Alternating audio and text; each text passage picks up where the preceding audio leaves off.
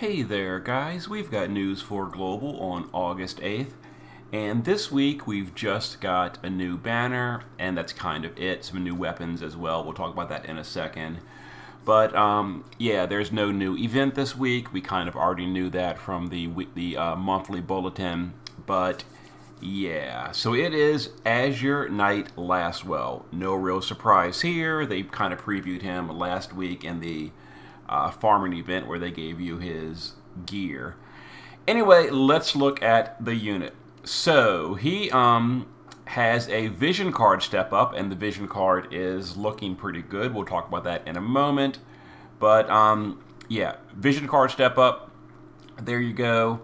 So the unit is not getting any global upgrades, which means, he is as he was from the JP server.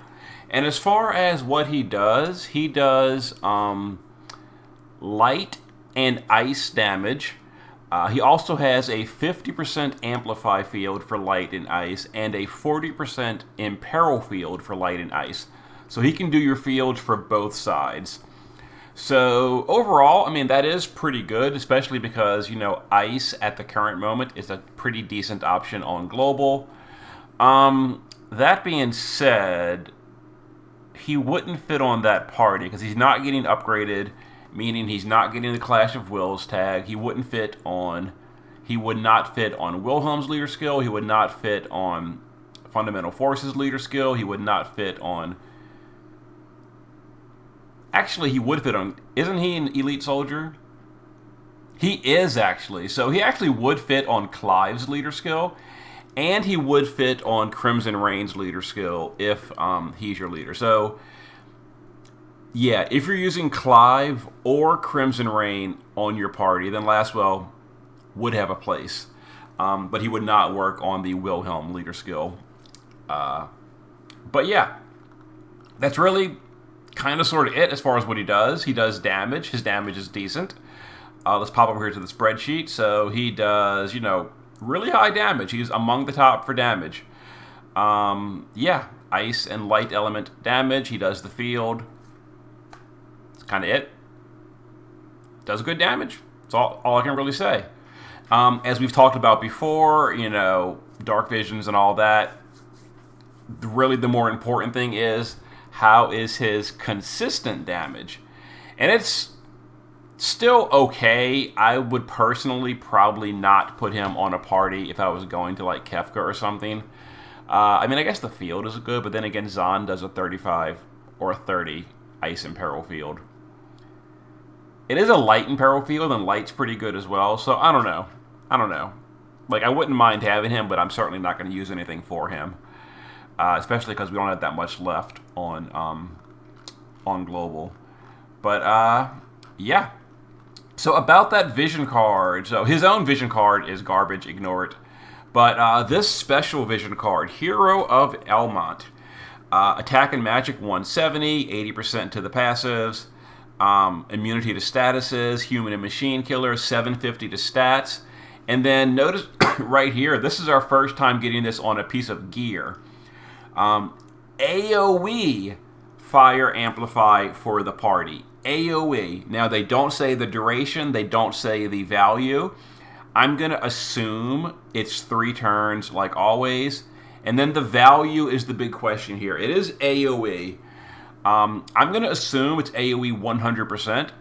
But because, at this point, they probably don't really care that much about power creep, as you can kind of already see, because they're giving you an AoE amplify card. With no restrictions, by the way. There's no, Brave XPS only. There's no, fire unit only. This is completely unrestricted. They're just throwing power creep to the wind. They don't care anymore. But yeah, it wouldn't really surprise me that much if this card is AoE 150. Now, will it be? Who knows? I think at this point we were supposed to have Terra at this point in the schedule. I don't know for sure. I'm speculating here, but Terra came not that long after Rain and Tyvis and all. So, and she brought the AoE 150 fire amplify for everyone. Because we're not getting Terra, this could be the replacement. Then again, it could be something garbage like AoE 50 or AoE 75, in which case, completely ignore it. But if it's AoE 100, it's good. If it's AoE 150, it's really good. We'll have to see. I wish they showed that in the news. We'll have to see that on Thursday or Wednesday evening. The only other thing is they are giving us more Dark Visions equipment. We're not getting, more Dark Visions, but we are getting more equipment. So most of this is who cares. The bow, who cares. The whip, who cares. The axe, who cares. The Gungar, who cares. But right here, so if you've heard me in the past talking about the Dark Visions Greatsword and how lots of units use that as their best in slot, I said it was the best in slot for Clive. It's the best in slot for basically anyone that can use a physical weapon. It is going to be pretty much their best in slot. It's even usually worth giving this to a dual wield unit. Depending on the unit, it depends on the unit. But even a lot of dual wielding units would prefer going double hand for this greatsword. Now that being said, you can only buy one of them, and only one of them can be on the party. But this is a 1.5 to 2.0 variance greatsword, which is an average of 1.75 variance, and up to a maximum of 2.0. And even the minimum is 1.5, which is just head and shoulders above every other weapon in the entire game. Every weapon in the entire game. This is totally game-changing for lots of physical units. Now, units that naturally use double-handed greatswords significantly prefer this, like Crimson Knight Rain. Clive, not really, but he's definitely really good with it. If we had Cloud, he would really like it. But again, you can force this on other units, even if they can't use greatswords. You can use equipped greatsword, even if they're true dual wielders. Depending on the unit, depending on how they gear, it can sometimes be worth forcing double hand on them for this weapon, with the disclaimer that only one person in the party can equip this. As far as my spreadsheet, and real quick, I'll mention as well. The way you get this in JP is you buy it for 10,000 dark matter. Now, here is the conundrum. In JP, when they gave this out, they just literally gave everyone in the game 10,000 dark matter. I mean, you had to go and do like some janky quest, like, run item world 5 times or something stupid like that. But basically, it was a freebie.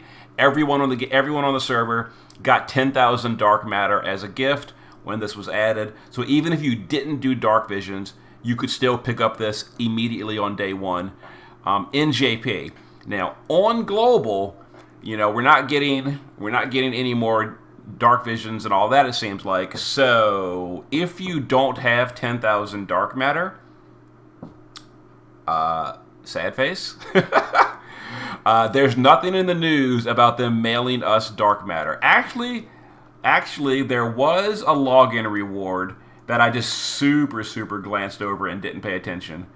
So give me 2 seconds as we just briefly look over the login rewards. Maybe there's dark matter in the login rewards. I totally did not look at that, and that would make sense if there was. There is no dark matter in the login rewards. So if you don't have 10,000 dark matter, I don't know. Maybe Global will change the price of it. Who knows? We'll see. Hopefully we got some saved up. But anyway, on my spreadsheet, if we go to the JP tab, you'll see a lot of the top units are using 1.75 variants. That's because they are calculated with that crazy greatsword. Now, on my global spreadsheet, am I going to sit down and recalculate like 60 units for that new greatsword? I'll be completely honest here. I might just ignore the greatsword on the spreadsheet. I'm obviously going to buy it in game, but on the spreadsheet, for the sake of my sanity and not having to go through hours of rebuilding all these units, I might just ignore it because, minimal time remaining. But I don't know. If I get bored one day, I'll go and recalculate everybody with the greatsword, but oh my god, kill me now. I may not too. Just know in the back of your mind that any physical unit. Oh, actually, isn't it even magic too? It is. Even mages can use it. Oh my god. So basically, just assume that any unit that can reasonably swap their weapon to a two-handed greatsword should be using it, and they'll do a whole lot more damage if they are using it. Even like Fundamental Force, I'd have to calculate because she does get 1,000 attack power from her STMR one-hander. But even they might be worth going, true double hand. Maybe not. I have no idea. That requires calculations, which I didn't do yet. Anyway, that's it.